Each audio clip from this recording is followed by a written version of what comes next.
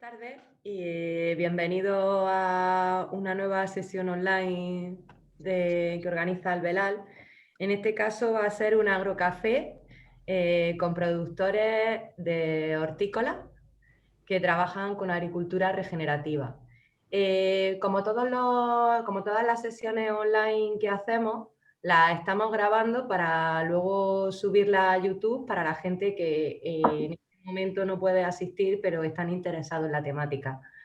Entonces, Miguel Ángel Gómez, que es nuestro compañero responsable de agricultura regenerativa, va a ser el que va a introducir un poco a los protagonistas de esta tarde. Miguel Ángel, cuando quiera. Pues bueno, buenas tardes a todos y agradecer que una tarde más pues tengáis interés en los agrocafés que diseñamos, en la jornada online que diseñamos.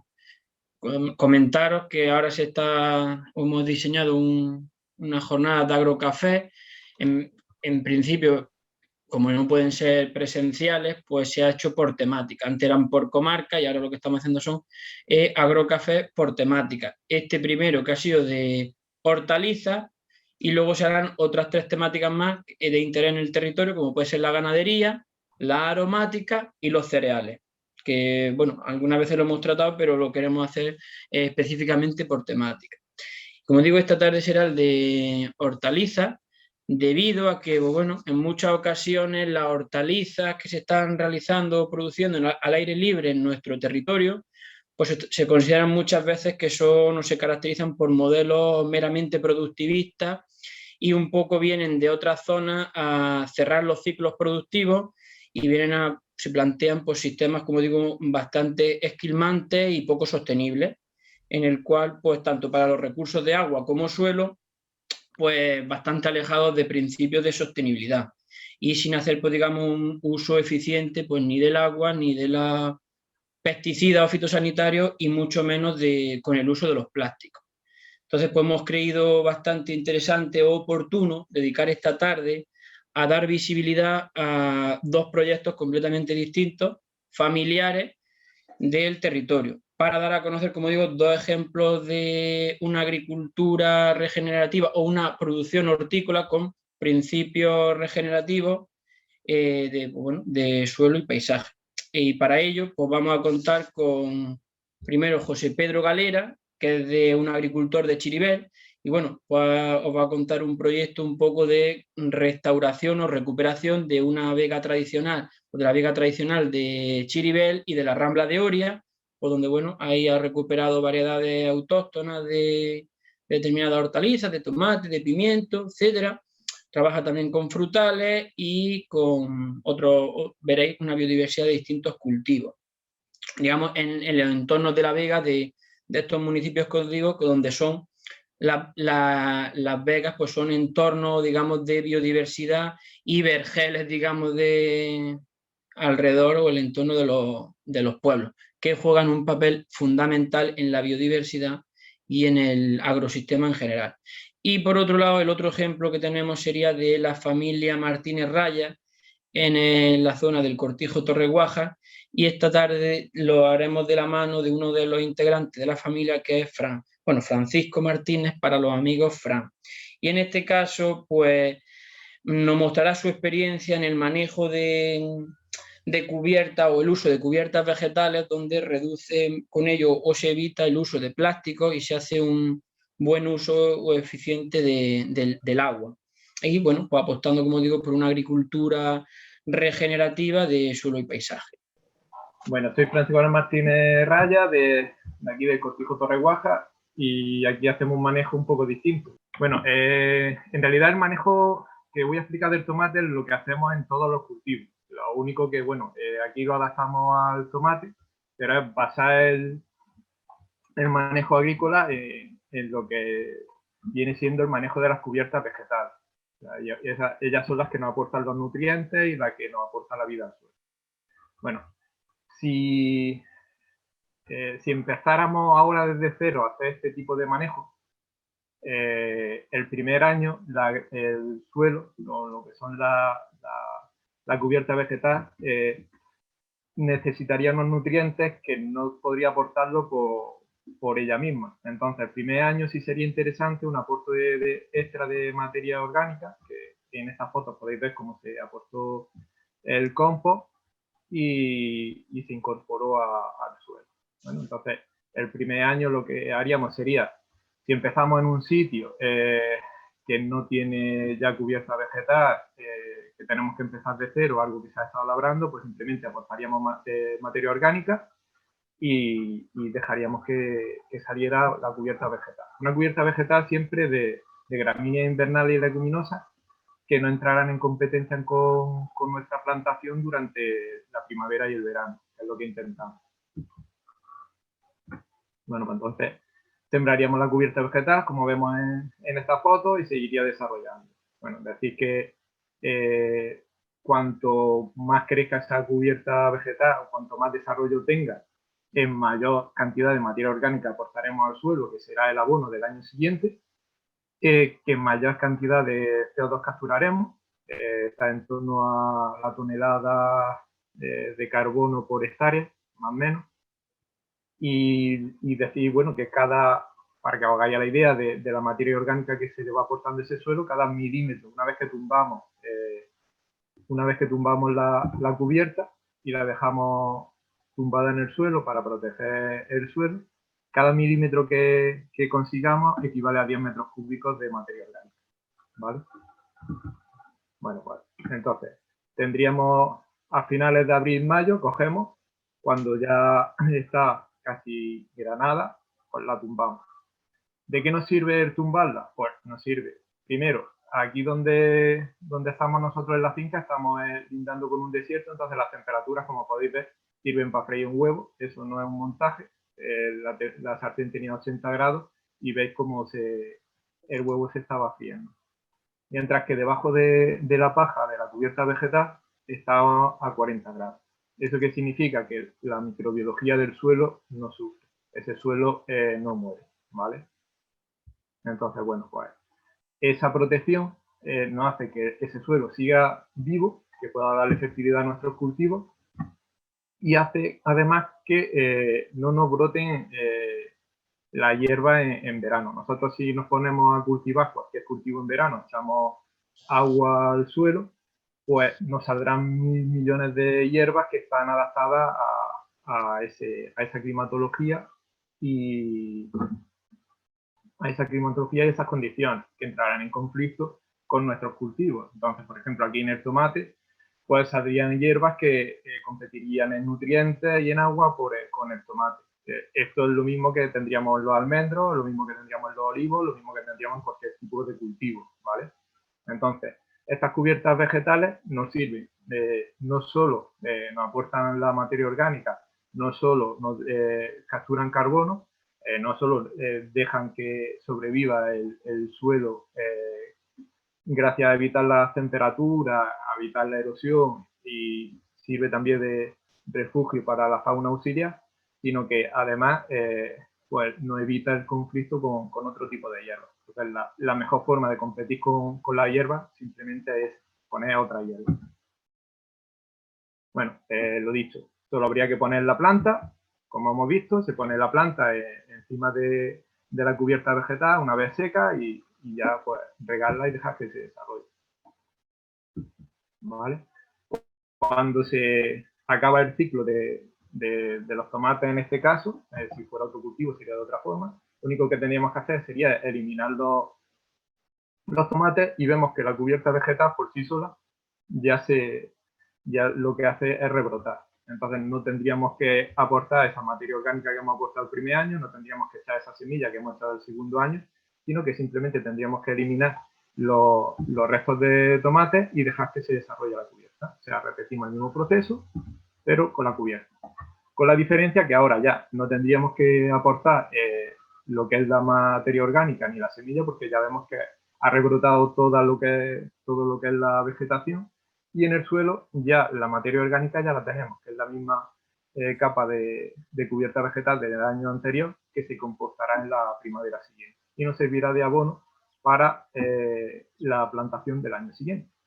Entonces, así conseguiremos un suelo vivo cada año más fértil que podremos sacar nuestros cultivos. Como vemos, vemos cómo la materia orgánica poniendo y cómo la microbiología, más los seres vivos que hay como las lombrices, van desarrollando ese suelo. Entonces, en un suelo fértil y vivo, cualquier cosa que pongamos, ya sea los tomates, ya sea los almendros, ya sea los olivos, pues siempre se van a desarrollar mejor las condiciones para su vida, ¿vale? Bueno, pues esto así, por encimilla, era lo que os quería comentar. A partir de aquí, vamos a ver si José Pedro sigue con vida. Sí, José Pedro ha vuelto. ¡Bien! Hostia, pensaba que la habíamos perdido. He estado a punto, ¿eh?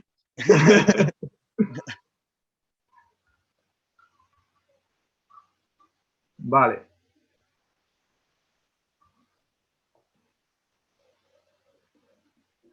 Miguel Ángel, activa tu micro.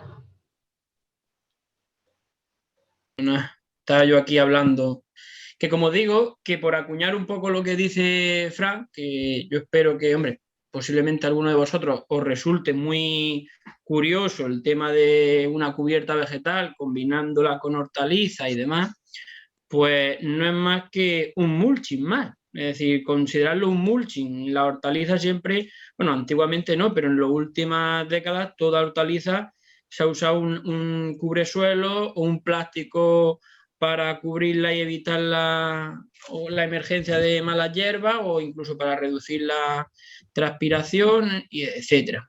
Entonces, no olvidemos que, por ejemplo, en la huerta de Europa, como es Almería, es decir, el primer éxito que tuvo la hortaliza aquí fue por el sistema enarenado. El que no lo conozca, pues en un suelo que había aquí, ponerle es un suelo artificial, por supuesto, pero es añadirle materia orgánica, tal como ha expresado y ha puesto en algunas fotos Fran, donde antes del proceso inicial se aporta una materia orgánica y luego que se le aplicaba una capa de arena. Pues en este caso, como en superficies extensivas del aire libre, pues no vamos a poner arena a toda una superficie, pero es otro tipo de mulching que lo que hace en este caso, pues bueno, como él lo ha contado, distintos efectos beneficiosos. El primero, el reducir la emergencia de hierba. El segundo, mantener el mulching o el efecto de amortiguación de la temperatura. Y el tercero, el tema de la eficiencia en el uso del agua, es decir, evitamos la mayor evaporación en este terreno que, como pensaréis o conocéis muchos de vosotros, en el mes de julio y agosto la evaporación del suelo es bastante importante. Entonces, pues bueno, luego abrimos, si queréis, un turno de preguntas o si queréis que lo abramos ya, y si no, pues explicamos primero quizás mejor el tema del otro ejemplo, que sería el de José Pedro, y luego ya pues dejamos para el debate de qué os parece esta técnica, cómo os parece este modelo de agricultura, los inconvenientes, las ventajas, y luego ya pues le preguntamos también a Fran y el que vaya contestando algunas. Pues José Pedro, si quieres, entre tú y yo, pues vamos explicando tu proyecto, si te parece. ¿Te parece bien, José Pedro? Muy bien, Miguel Ángel, muchas gracias.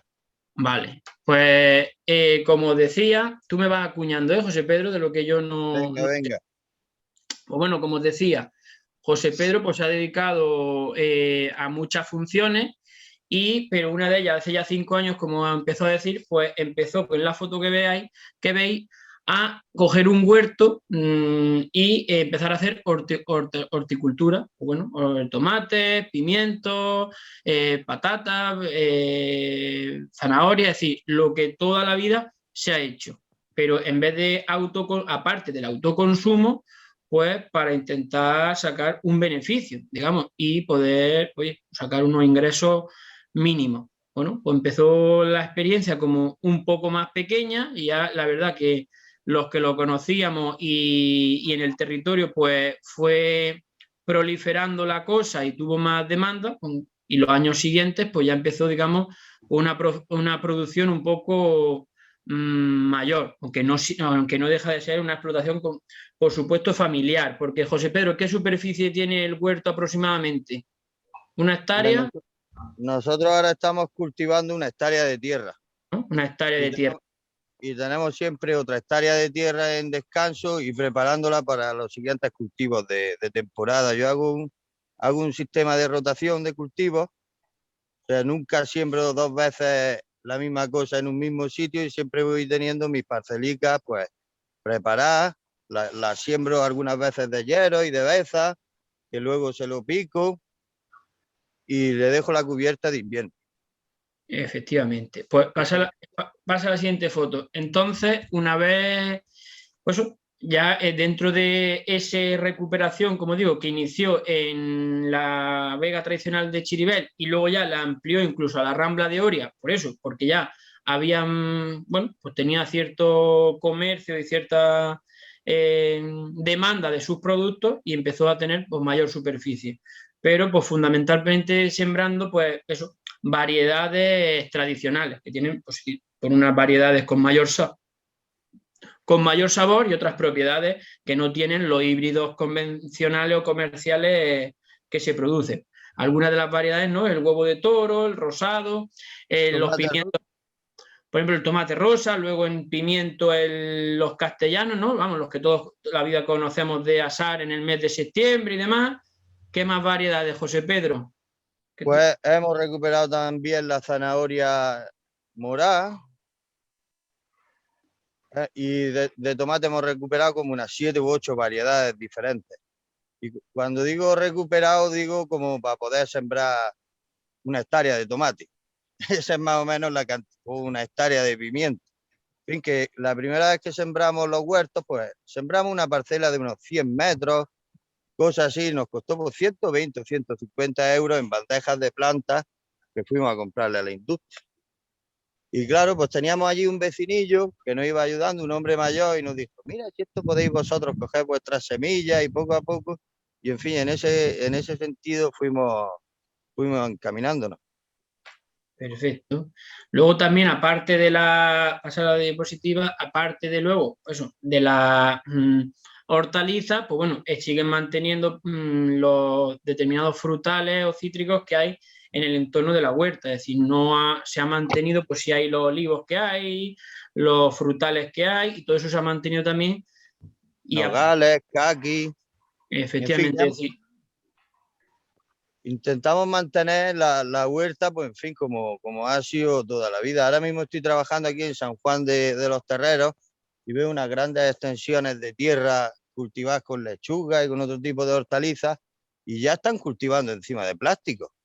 No dejan la tierra descansar, terminan un cultivo retobato y otro cultivo. No se han molestado ni siquiera esta gente en poner un álamo o poner algo, palmeras, que parece que aquí en estos huertos siempre estaban las lindas palmeras, y entonces nuestros huertos, pues a nosotros nos importa mucho la decoración y que tenga mucha biodiversidad, si es posible.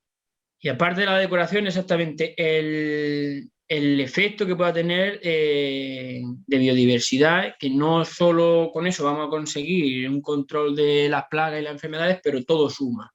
Y aparte de la recuperación de las frutales o del mantenimiento, porque hay más que una recuperación, es que lo ha mantenido, pues también otro de los cultivos que tiene, pues la patata. Entonces, como veis, pues ya no es solo un cultivo, sino que mantiene una diversidad de cultivos, que sinceramente eso no es fácil, pero a la misma vez pues te da, digamos, para poder escalonarlo y tener producción y trabajo durante todo el año. Entonces, pues, como os digo... Y vamos a tener igualmente. O sea, vaya donde vaya, solo nos espera trabajo. Más vale que trabajes donde te guste. Efectivamente. Pasa la diapositiva siguiente. Y entonces, pues luego, ¿no, José Pedro? Aparte de la parte que vendíais en fresco, de consumo en fresco durante la temporada de producción, pues claro, no siempre, y ese tema es complicado, y más en hortalizas, que son productos muy perecederos, pues a veces pues, se concentra muy estacionalmente la producción y es una pena que productos de tanta calidad, pues luego a veces se terminan perdiendo. Entonces, para eso, pues también empezó trabajando, digamos, con el procesamiento del tomate seco, como podéis ver, No hablamos ya tampoco solo ni de un solo tomate, ni de una centena de tomates para consumo, autoconsumo, sino que, hombre, pues ya se ha hecho un poquito a mayor escala. Pero vamos, como digo siempre, desde el punto de vista familiar. Y el otro tema era las conservas. Aparte del tema del tomate seco, ya las conservas. Que eso luego pues podemos abrir un poco de debate también, porque tanto José Pedro como Fran, pues un tema que están trabajando el tema de las conservas y bueno, las necesidades que también desde el territorio se requieren para hacer esas conservas, agrupando a las personas por el tema del registro sanitario, etcétera, etcétera. Pero como digo, pues es el tema de la comercialización. ¿Qué quiere decirnos sobre eso? ¿Tiene algo que decirnos sobre la comercialización, José Pedro? No, pues está muy bien, Miguel Ángel. Nosotros lo que intentamos hacer, tenemos ya nuestros clientes, gente que viene a nuestra casa y se lleva una caja de tomates para no sé dónde, otra para regalársela a un vecino y en fin. La comercialización ahora pues empezamos que se empieza a ver la luz. Algo va cambiando. Hemos creado también, creamos ecomercados, nos ponemos en el mercado y bien. Vale, perfecto. Pasa la siguiente. Bueno, pues en definitiva este resumen de lo que hace de su recuperación, digamos, de la recuperación de la vega y querer dedicarse a la horticultura como algo también complementario, pues no es más que para, como muy bien nos escenifica esa fotografía que a mí me encanta, es Ahí que es quiere donde estoy yo labrarse feliz. un futuro, en su pueblo, y ya no solo labrarse el futuro, que él ya tiene una edad y tiene para buscarse la vida, es que pueda labrar un futuro para ayudar a la siguiente generación, que son sus hijos, y puedan poder vivir muy dignamente en su pueblo y enseñarle, como veis, desde pequeño lo que es el campo y haya un apego y enraizamiento desde pequeño. Tanto él como su pareja, etcétera, ¿eh? No solo los hijos o él, sino también su pareja, la que le apoya y le ayuda en este tipo de proyectos que no son fáciles y a veces si uno lo hace por sí solo, pues no llega a buen término. Y sigue adelante. Bueno, ya pues finalmente este tipo de trabajos pues no Bueno, requiere... estos son los vecinos y la señora que nos dejó el trocillo de tierra donde sembramos, ese bancá entero de grande me lo puse con mi hijo pequeño así en los hombros de patata y tiene una fanega. Y ya si no fuera por la ayuda de los vecinos, ya eso sería El, imposible, vamos. el llevar el hijo a hombros, que es como lastre, como pesa. Aquí era conciliación. Eso era la conciliación rural. Vale, pues eso, que este tipo de proyectos pues necesita de una colaboración entre un poco de todos, no, porque al ser explotaciones familiares pues se necesita también de la ayuda y la colaboración de todo el mundo, y eso en cuanto a la producción. Y luego ya si nos pasamos a la comercialización, pues más aún, si cabe, en el tema de, bueno, cuando son a pequeña escala familiar, pues bueno, puedes vender de esa forma, pero si ya lo escala y hace ya una cosa para dedicarte completamente profesional a ello, pues claro, ya hay que hacerlo de una forma con su registro sanitario y cumpliendo completamente la legislación. Y en ese aspecto, pues claro, se está trabajando porque es una demanda y una necesidad el tema de un certificado, un registro sanitario. Y claro, eso pues una persona sola para una hectárea, por ejemplo, de su producción o la que tiene Fran. Sí, sí, Dino. Sí, nosotros ya tenemos los huertos, todos los huertos certificados en ecológico y ese es uno de los problemas más grandes que nos estamos encontrando, que realmente no sabemos los pequeños agricultores, así como yo, en dónde, qué tipo de burocracia es la que a nosotros nos domina. Tenemos pleno desconocimiento. Pero en fin, no sé si por la ley de artesanos o algo así irá nuestro camino. Ok.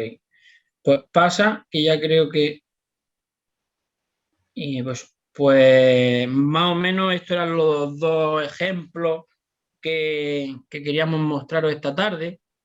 José Pedro le ha dado un ataque de todo el pobre, pero hemos salido bien. ¿A que sí, José Pedro? Son las cosas del directo. Yo no estoy acostumbrado a estas cosas del teléfono. Aquí está hablando No, como si fuera un loco, nadie al lado mía. Yo, disculparme, pero me he puesto muy nervioso, ¿eh? no te preocupes, que para eso estamos y esto es cuestión de eso.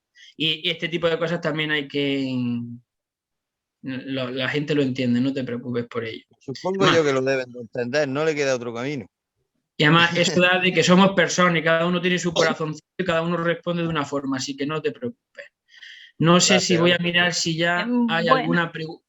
sí, eso va a decirte, Miguel Ángel. Ya tenemos Jesús, ya ha hecho la primera pregunta en el chat. ¿La vas leyendo tú, si quieres? Sí, sí, por eso era que os vamos a ir contestando las... Bueno, alguno, José Pedro, ¿tú quieres aportar algo más? Fran, ¿tú quieres aportar de momento algo más que se haya quedado en el tintero y quisiera remarcar o algo?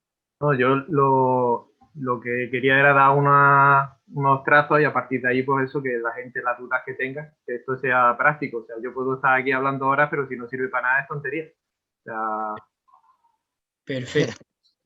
Pues, a ver, la primera pregunta es vamos a ver, de Jesús Machín. Yo quería preguntar sobre el sistema de riego que utilizan y si usan alguna tecnología para optimizar el uso del agua.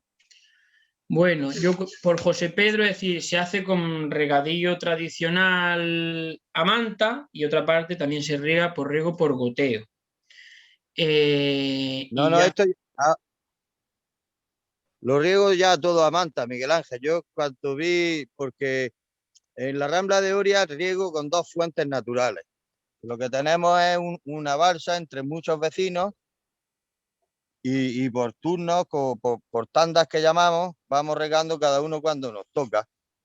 Y riego, mi regadillo es a manta y el agua viene por su propio peso. No utilizo ningún medio mecánico bueno, sí, una placa solar en un huerto de Chiribé para sacar el agua de un pozo a otra balsa. digamos que Y el mi tema riego es a manta. tradicional, completamente la vega tradicional de toda la vida de riego por inundación, para que todos lo entiendan. Y Pura y dura. Fran, nosotros el manejo es distinto y como el manejo es distinto, el riego también tenía que ser distinto.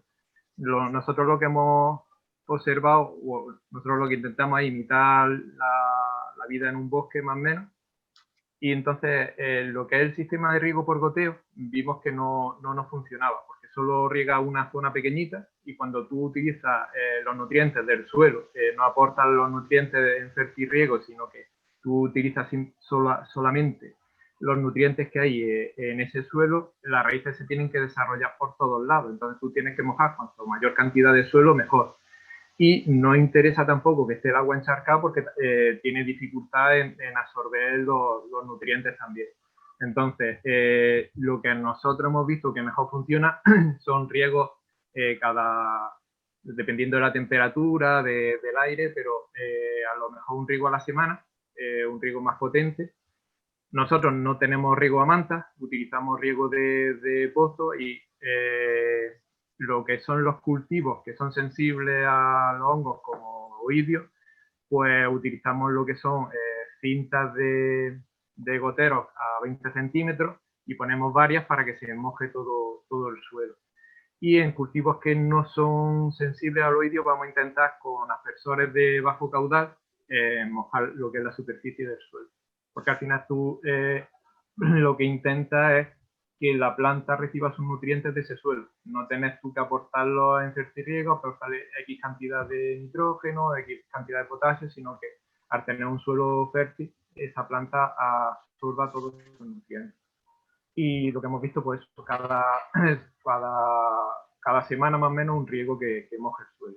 Otra diferencia es que al tener la cubierta vegetal, obviamente aguanta muchísimo más la humedad y te puedes permitir eso, a lo mejor un riego a la semana o a lo mejor cada tercer día. Y lo que hemos observado también son diferencias mucho en los que son la parte seca de los hortícolas, o sea, unos tejidos de una forma completamente distinta. claro, digamos, a lo que se referirá también Jesús es que, bueno, que igual que en el fertirriego normal, en horticultura normal, ¿sí? Se hace un fertirriego donde se aporta el agua y los nutrientes, los fertilizantes, ya bien sean tipo químico o igual con los productos orgánicos, de alta frecuencia, pero de baja dosis, ¿no? Todos los días, media hora, 20 minutos, cada 2 días. Pues hay veces, y yo os puedo constatar, o lo confirmo, que hay una gran lisiviación de nutrientes. Se crea un bulbo húmedo, pero claro, las raíces las lleva a un bulbo húmedo muy concreto. Entonces ahí sí es verdad que hay que optimizar mucho el uso del agua y ver si bajamos a perfiles el agua y los nutrientes inferiores, con la consiguiente contaminación por nitrato o incluso pues, la pérdida y uso de mayor cantidad de agua. Pero en este caso, no se usan sensores ni nada, pero porque tampoco esa tecnología ni la superficie lo requiere. Y además, a mí me consta que hacen un uso muy eficiente con su propio conocimiento. Y como la superficie que ocupa de volumen radicular es bastante mayor, ya lo ha explicado Fran, porque no se aplican nutrientes vía fertirriego, sino que los tiene que coger del suelo y explorar, pues tampoco un riego a la semana, como veis, hay un uso exagerado de agua. Y no, Fran, a 40, 50, a 60 centímetros no llega la humedad, ¿verdad? Con la dotación de riego que dais, la humedad no llegará a 60, 70 centímetros, ¿verdad? ¿De profundidad? Sí. El cachondo. Tenemos 20 centímetros de suelo, ¿cómo va a llegar a 40 centímetros, Quillo? Por eso te digo, entonces ahí no hay una lisiviación ni mucho menos contaminación. Si consideráramos la parte que se riega con, entre comillas, por aspersión, estaríamos hablando a lo mejor de unos 7 litros metro cuadrado. Para que os hagáis la idea, como si estuviera lloviendo, unos 7 litros de lluvia por metro cuadrado, ¿vale? Eso desde 7 a 13 días, más o menos, dependiendo de las condiciones.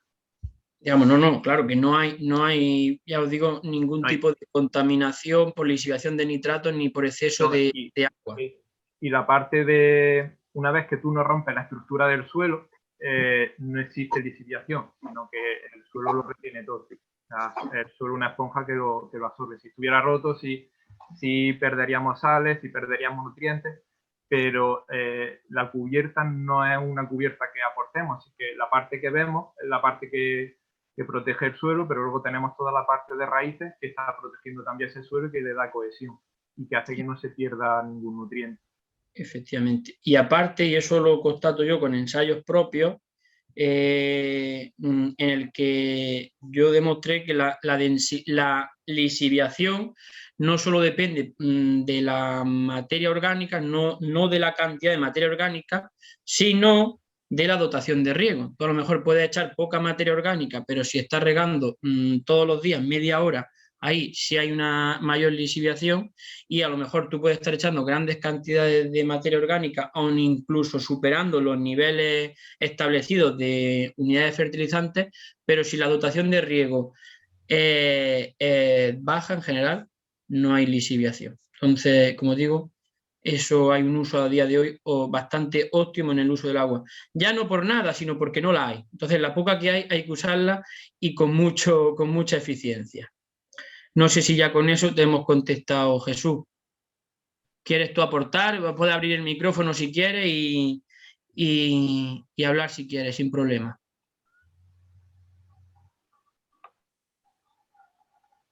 ¿Jesús? No se te escucha, Jesús. No. Yo por lo menos no lo escucho.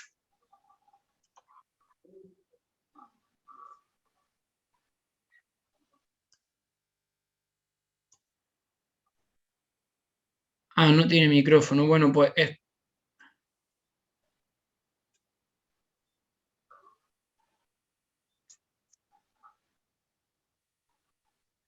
bueno, vamos, yo lo voy a escribir por el chat, pero no se le escucha. Vamos, ahora seguimos con él. Entonces, la siguiente pregunta de Peter. Buenas tardes, Peter. No sabía que estabas por aquí. ¿qué tipo de abono están utilizando? Si es gallinaza, leguminosa, beza, habas. ¿Qué tipo de estiércol o compost o materia orgánica usa Fran cuando al inicio? ¿Fondo? Sí, sí. Vale. Me has dado la palabra, chiquillos. Vamos a ver, nosotros el primer año aportamos un compost de oveja, que era lo que teníamos en la finca, porque nuestro vecino pues, nos daba la oveja y lo hicimos. Pero que no es obligatorio que sea de la oveja y vamos, no tengo tampoco datos de cuál pudiera ser mejor o peor, simplemente es para dar un aporte. Pero este va a ser el tercer año que llevamos haciéndolo y ya el año pasado no se le aportó ningún tipo de compost y este tampoco y está funcionando igual o mejor. Porque ya Bueno, de hecho hicimos una analítica, la analítica no salía con carencia de nitrógeno. Vale. Exacto. Simplemente, en vez de tú coger la materia orgánica desde fuera, coger y compostarla tú fuera con unos gastos, con un tiempo, al final lo que hace es tumbar la hierba y compostarla dentro de la finca. Entonces tienes el ahorro de no tenés que tú que hacer el compost y el aporte directo, aparte de la materia orgánica, de toda la microbiología que está trabajando en el compostaje de esa materia orgánica. Fran, ¿tú utilizas soy Peter, buenas tardes. ¿No utilizas ningún leguminosa para aportar nitrógeno? No. Bueno, vamos a ver. No de forma directa. Las leguminosas ya este año pasado ya empezaron a brotar en el suelo, las que son naturales. O sea, todos los suelos de todos los bosques que yo conozco y de todos los cultivos, los primeros años cuando el suelo no tiene estructura, los primeros en poder aportar materia orgánica a ese suelo son las leguminosas, las gramíneas invernales. Una vez que ya el suelo empieza a ser un poco más fértil, empiezan a ir bajando en densidad esas gramíneas invernales y empiezan a salir lo que son las leguminosas, de forma natural, no es que yo las siembre.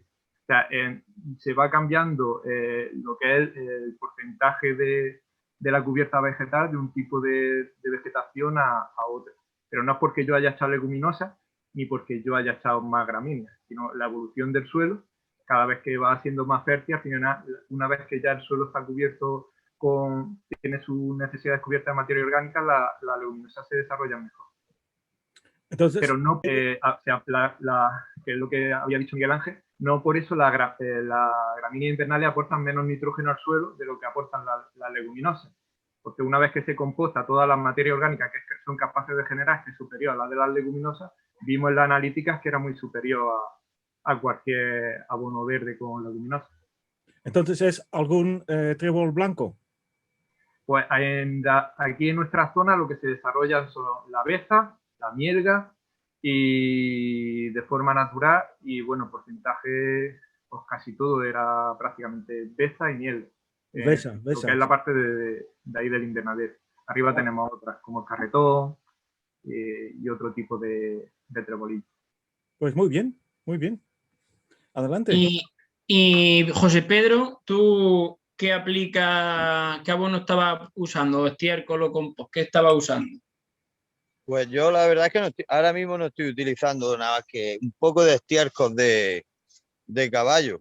Yo lo que hago es para controlar la hierba, yo como no trabajo con cubiertas vegetales, yo busco el punto óptimo de siembra para que mis cultivos anden más rápido que la hierba.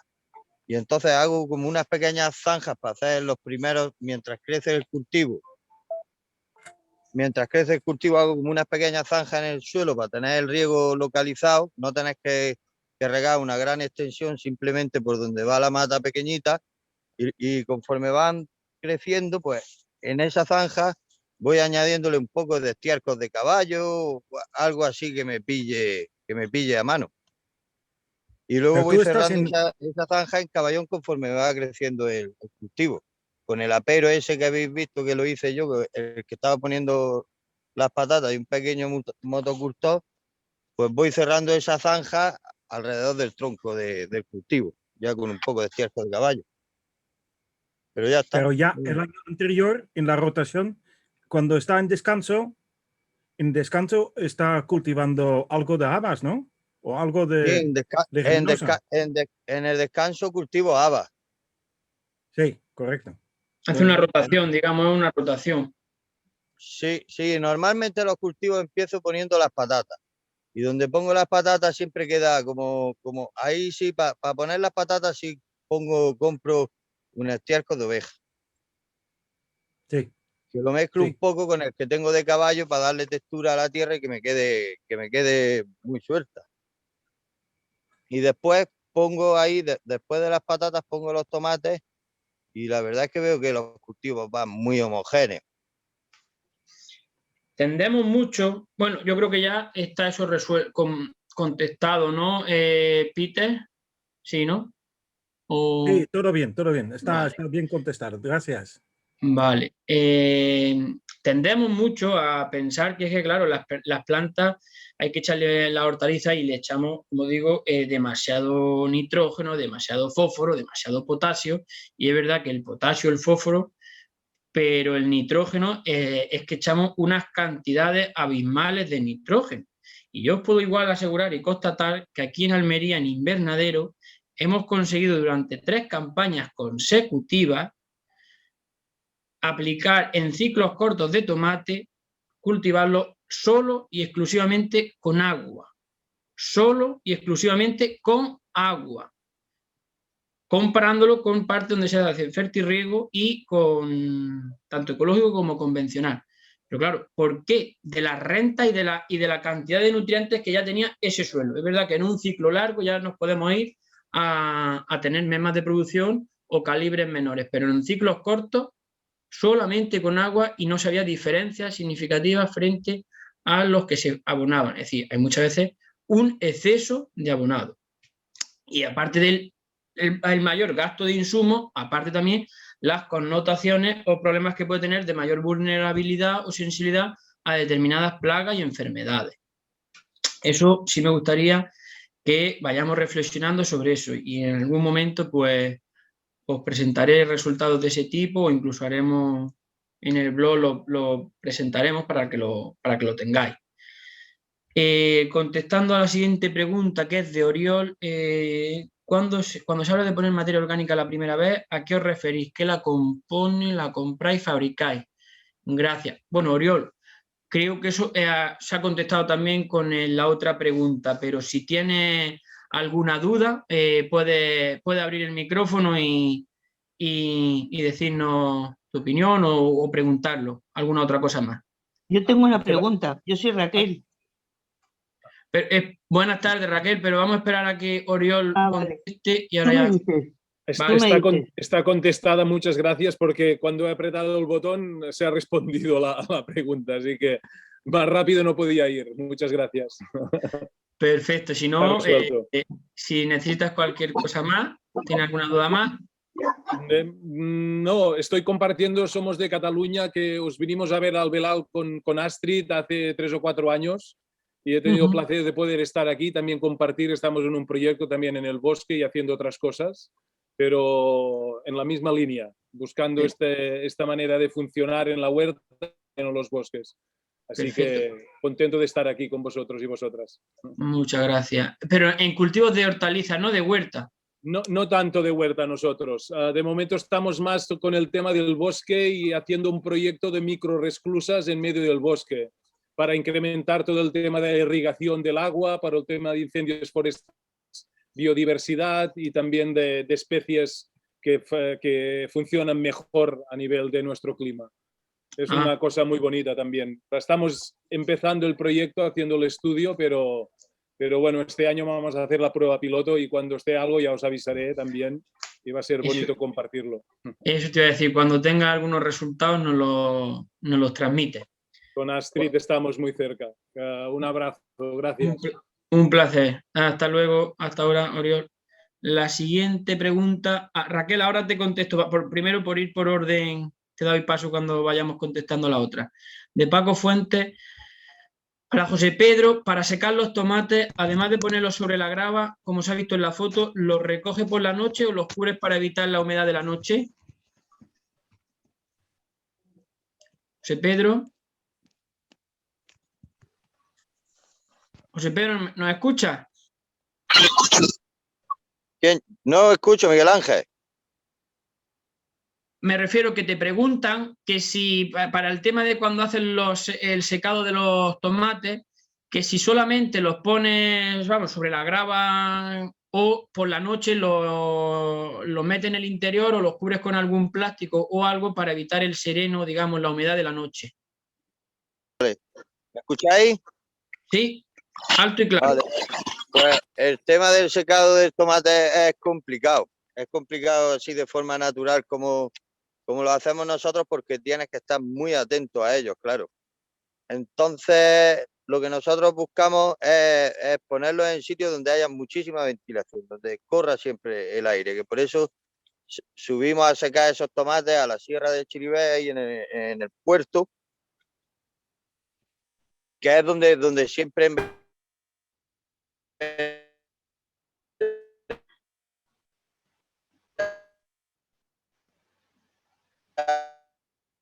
Se corta.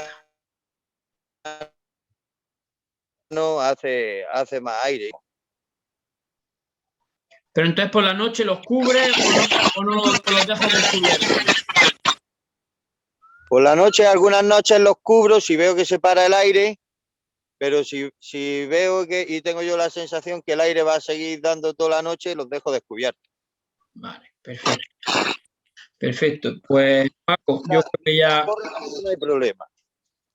Eso mismo yo lo he visto en tomates y en pistachos con grandes, bueno, como con carretillas. El ruido... Ay, perfecto. Es decir, yo lo he visto tanto en pistacho en Toledo como con algunos tomates también. Es decir, como si fuese un carrillo de mano, pero grande, con una pequeña red que no pesa mucho. Entonces se extienden, se sacan a la calle y luego por la noche, para evitar eso de la humedad, se meten en bajo techo. Pero a veces es casi, yo creo a veces casi contraproducente porque si no hace aire incluso luego puede condensar. Pero sí, ya está, le has contestado de esa forma, que a veces si no corre aire, pues sí los cubre. Vale. Nuria, buenas tardes, Nuria. Fran ha hablado de la técnica de la cubierta para el cultivo.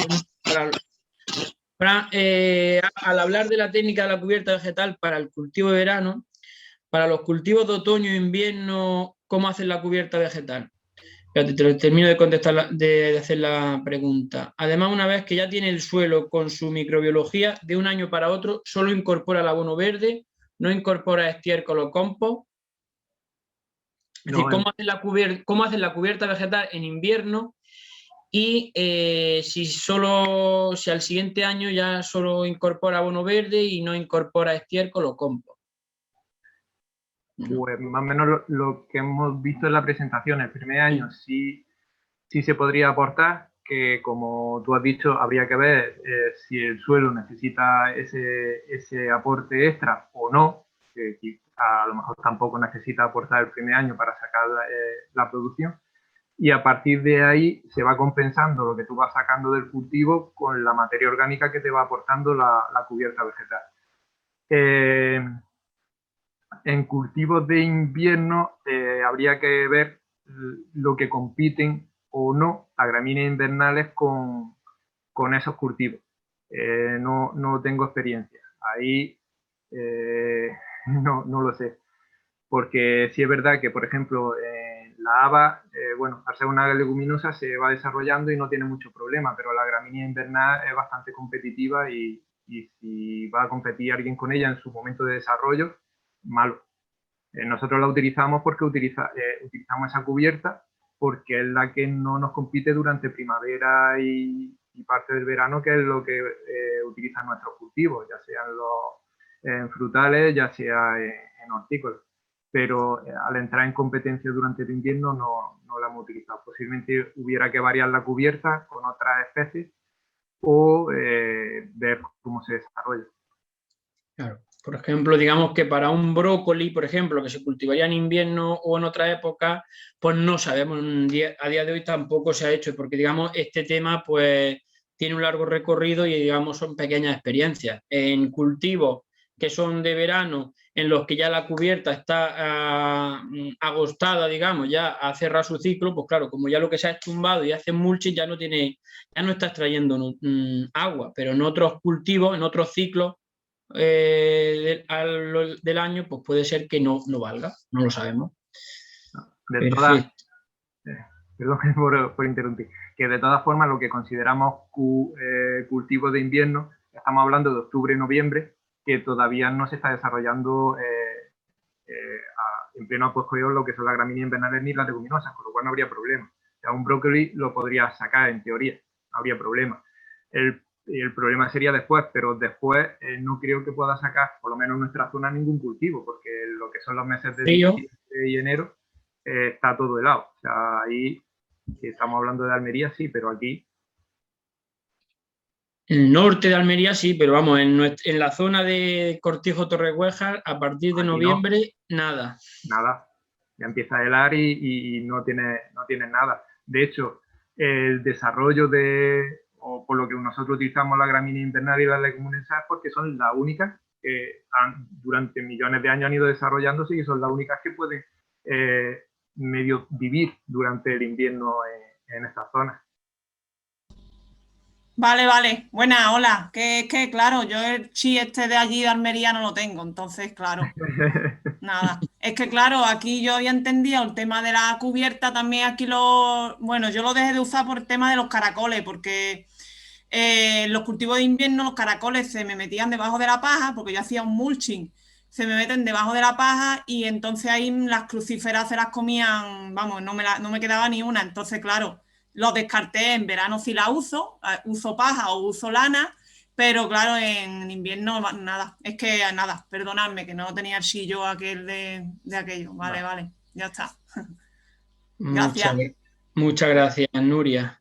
De todas formas, comentar que el mulching que nosotros hacemos de la paja, lo importante no es la paja que se aporta de forma superficial. Nosotros estuvimos con Agrupadra haciendo varios proyectos con mulching y probamos de todo, desde madera de chopo a paja, la cáscara de almendra, que es la que mejor no ha ido, pero ninguno de los mulching no ha acabado de funcionar en ningún cultivo. Lo que a nosotros nos hace que nos funcione el mulching no es la paja que se pone encima, sino el desarrollo de las raíces que evita que broten otras hierbas.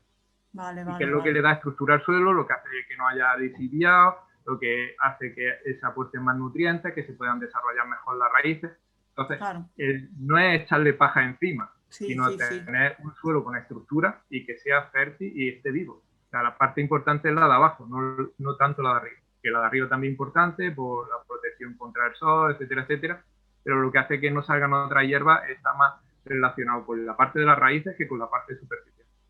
Vale. Las raíces, el cultivo como tal, si tú pusieras, además esas pruebas ya están hechas, es decir, si tú pones paja, la misma cantidad de paja como mulching, pero llega y pones una alpaca de paja y esa misma cantidad en espesor y en cantidad tú la consigues generándola como cultivo de invernal, como lo hace Fran, es el que verdaderamente hace el beneficio, porque ya hace el control propio de que evita por competencia y por determinados procesos que no germinen otras hierbas adventicias. Ahí es donde se hace el control.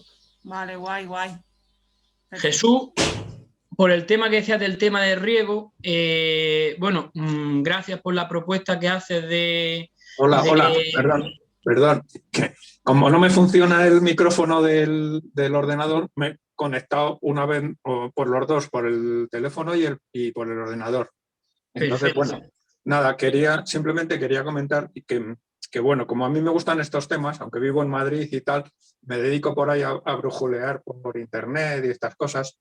E igual que os conocí a vosotros, pues conozco otras iniciativas y simplemente os quería comentar que he localizado pues una empresa, una pyme de ahí, de la zona de Alicante, en Murcia, que se dedica a fabricar unos aparatillos para controlar el tema de de la humedad del suelo y la temperatura, etcétera, etcétera, que me parecen muy interesantes. Yo, dentro de mi falta de conocimiento, me parecen bastante económicos y que, por lo que veo en la web, que se llama prismag.com, está teniendo mucho éxito en la zona de Murcia, debido a que la comunidad autónoma está tomando medidas muy estrictas para recuperar el Mar Menor, y entonces quieren optimizar absolutamente el uso del agua del riego.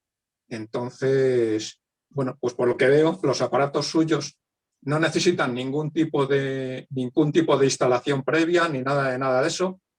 Y además, lo importante de cara al futuro, he visto que lo ponen por ahí en algún sitio, ya no son los aparatos, sino que están desarrollando y van a desarrollar una aplicación digamos, que aconseje, en función de las mediciones y tal de los aparatos, que aconseje medidas y prácticas para optimizar el tema del agua. Simplemente es lo que quería comentar. No sé si a alguien le puede resultar interesante. Muchísimas gracias, Jesús. Es decir, eso a día de hoy, te digo, muchas gracias por la recomendación o la sugerencia, lo conocemos, por supuesto, y además a día de hoy en digitalización, en agricultura de precisión, incluso hay proyectos europeos, hay proyectos, grupos operativos a nivel nacional, hay mucha financiación a día de hoy en ese tema, y hay no esta empresa, hay infinidad de empresas que están trabajando este tipo de sensores, de tanto de humedad como de temperatura, con sondas puntuales, como pueden ser estos, quizás con sondas TDR puntuales, o incluso los tiene, de hecho, desde Alvelar nosotros, gracias a la financiación o determinados proyectos que tenemos con nuestro fundamental partner, con Commonland, pues en algunas fincas de almendro tenemos instalados 6 sensores de este tipo a distintas profundidades en 3 fincas distintas para el tema de ver la humedad en el suelo, para ver la humedad en el suelo comparando el control de la humedad en el laboreo frente a la cubierta.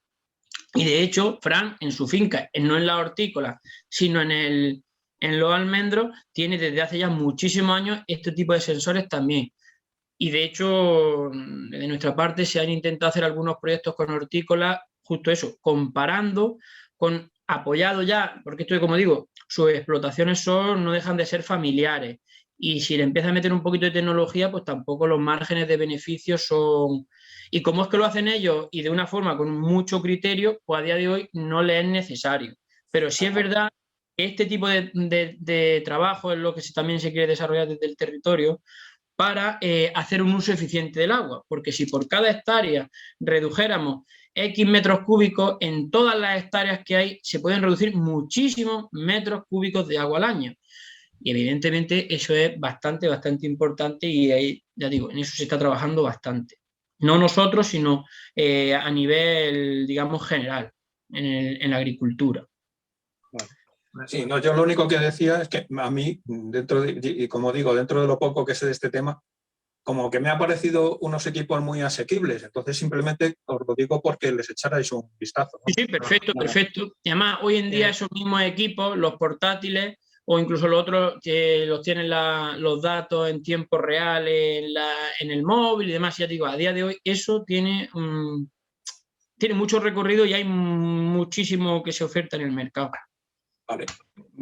Pues, perdona que os interrumpa. Decir que nosotros, aparte de los sensores que sí ha dicho Miguel Ángel que tenemos arriba, cuando decía del riego entre 7 y 13 días, estos normales que puedes pedir a los chinos, que los pinchas, los vas regulando tú con pruebas, y son bastante eficientes dentro de... Y para nosotros, para hacernos la idea de la humedad que tiene ese suelo, es lo que utilizamos.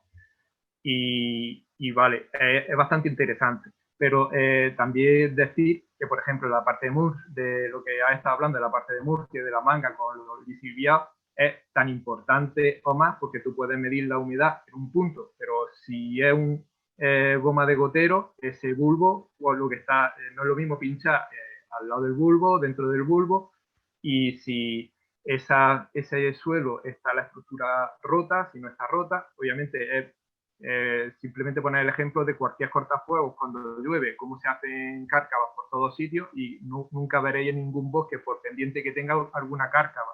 O sea, es más importante no tener una estructura de suelo rota que cualquier sistema de riego que tú hagas. Y bueno, es decir eso, que para medir la humedad nosotros para optimizar, estamos en el desierto, obviamente utilizamos todo lo que podamos y todo lo que pillamos.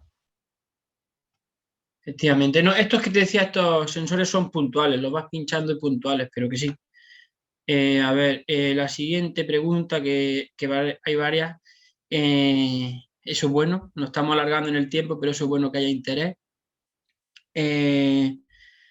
Pepa pregunta que de qué modo aireáis el suelo, qué tipo de maquinaria utilizáis. ¿Puedo hablar? Sí, hombre, claro. Airear el suelo. Me gusta que me hagan esa pregunta. No lo aireamos. O sea, cada vez que se pudren las raíces de la cubierta vegetal genera infinidad de pequeños túneles que son los que hacen que entre en contacto el oxígeno con la microbiología de ese suelo. Si tú rompes la estructura, generas capas que son aislantes que posiblemente lo que haga es no airear, sino lo que es aislar del aire. Pero bueno, yo solo digo eso. Vale. Bueno, y además, airear, pues en el momento en el que siembras las invernales, en el momento, bueno, en esa pequeña labor es la única manera, ¿no? Sería el único momento en el que se mueve el suelo, ¿no? Nosotros en teoría no lo movemos. Lo que pasa es que siempre hay un comienzo, ¿no? Y entonces al empezar de cero para elegir la cubierta vegetal adecuada, porque no es lo mismo mover el suelo en septiembre, en octubre, en noviembre, en diciembre, según lo muevas en cada época del año, favorecerá el desarrollo de una semilla o de otra. Entonces a nosotros nos interesa desarrollar las semillas de invierno, lo que habíamos dicho, gramíneas invernales y leguminosas. Entonces, si ese suelo, por circunstancias, hemos comprado una finca o lo que sea, que ese suelo no tiene ese tipo de semillas, es pobre en ese tipo de semillas, además es pobre en materia orgánica y está muy mal, para forzar el crecimiento de ese tipo de plantas, el primer año podríamos hacerlo. No es obligatorio, pero podríamos hacerlo para garantizar que el primer año vamos a tener una cubierta densa. Y sí, ahí en teoría sí romperíamos la estructura. Intentaríamos hacerlo de la forma lo más suave posible porque para mí es más importante para airear el suelo que no esté de la estructura rota a mover el suelo y voltearlo. De hecho, yo no he visto todavía voltear ningún bosque y de momento se mantiene fértil. Vamos a darle paso ahora. Muchas gracias, Fran. Raquel, ¿qué tenía? Lánzanos tu pregunta. Sí, ahora sí. Acabo de activar el audio. Mira, son 3 preguntas. ¡Hala! La primera, no es una, son 3. Son 3. Me ha dado tiempo a pensar. Mira, cuando veo la foto que tenéis ahí del tomate, por mi zona, aquí dicen que los tomates se enrabian. ¿Esa enfermedad qué es? ¿Un hongo? ¿La conocéis? ¿Contesto? Lo que aquí cuando dicen que se enrabia, al final suele ser estrés hídrico o estrés por calor. ¿Suele ser qué, perdón? Estrés hídrico o estrés por calor. La planta sufre. O sea, en hortícolas lo principal es primero desarrollar una raíz potente, una planta potente que sea capaz de mantener luego el fruto. Si tu planta es pequeñita y tu raíz es pequeñita, cuando vienen las condiciones adversas se viene abajo y acaba muriendo la planta y acaba sufriendo más de la cuenta, que es lo que dice que rabia. Sí, cuando se enrabia es que se ponen así como las hojas volteadas, todo así como churripesco, ¿sabes? Como feo. Si no has conseguido desarrollar una raíz potente y una planta potente, lo normal es que cuando tires de fruto esa planta se venga abajo. Ah, tate. Pues yo pensaba que era un hongo, fíjate lo que causaba ese enrabiamiento. Hay un dicho por aquí que dice que a perro flaco todo se le vuelve en purga. O sea, al final es un hongo, sí, pero debido a tu debilidad. Ah, tate. Luego, otra pregunta. Ahí es que, aparte de eso, es que como en cada zona se le llama de una cosa a determinados síntomas, para asociárselo que sea una enfermedad, o bien sea un hongo, una enfermedad, una virosis, hay que saberlo, eso hay que diagnosticarlo, pero es verdad que el tomate pues tiene enfermedades, como pueden ser la fusariosis, los nematodos, virosis, luego tiene plagas. Otro día ya, por no extendernos y más, pero os podría un día contar, Fran, el tema, por ejemplo, de la tuta absoluta en el tomate, que ellos no tienen problema y, sin embargo, en cualquier invernadero maya que se precie a tener cultivo de tomate, ya bien sea convencional o ecológico, la tuta está presente. La tuta, que es... Tuta absoluta, una polilla. Pero una ya polilla. no, que tiene 2 preguntas más, ya no profundizamos, que tiene 2 preguntas. Tengo pero 2 para que más, lo sepan, la tuta absoluta, que es la polilla del tomate, causa graves problemas en el tomate. Sí, yo lo del rabiamiento es por aquí, por la zona de Cúllar, que le llaman así, que además tienen como una especie de superstición que dicen que si tocas la mata es cuando se enrabian, que me parece una bobada, pero bueno. Bueno, la siguiente pregunta, que he oído que Fran, cuando habla del riego del tomate, me ha parecido entender, porque lo oía muy bajito, que si tú riegas por goteo, esa gota que va siempre al mismo lugar, a la misma ubicación, al final lo que hace es lixiviar el nutriente que está, los nutrientes que están, pero justo solo en esa zona. Entonces, ¿no recomiendas el riego por goteo en hortícolas? Sí y no. O sea, recomiendo el uso por goteo porque es más eficiente, pero no riego en un punto, no sería un gotero, sino intentaríamos mojar el suelo a través de muchos goteos. O sea, con pistas de las que hay de goteo de 2 litros cada 20 centímetros, de forma que al final el suelo se riegue homogéneo. O sea, cada 20 centímetros, 2 litros. Claro. Es lo más cercano que hay, lo que se está utilizando ahora. Porque lo que intenta es mojar todo el suelo para que la raíz se desarrolle. Si tú solo mojas un punto, la raíz solo se va a desarrollar en ese puntito. Entonces va a tener una raíz canija. Y si tú no echas los nutrientes justo en ese punto, la planta no lo va a poder absorber. Claro. ¿Y con qué frecuencia propone un riego por goteo con esa de 2 litros cada 10 días, cada 20 centímetros? ¿Con qué periodicidad? Lo que hemos dicho antes, intentamos mantener una humedad y que lo que aguante la humedad en el suelo. Un riego a lo mejor cada 7 días, de 7 a 13.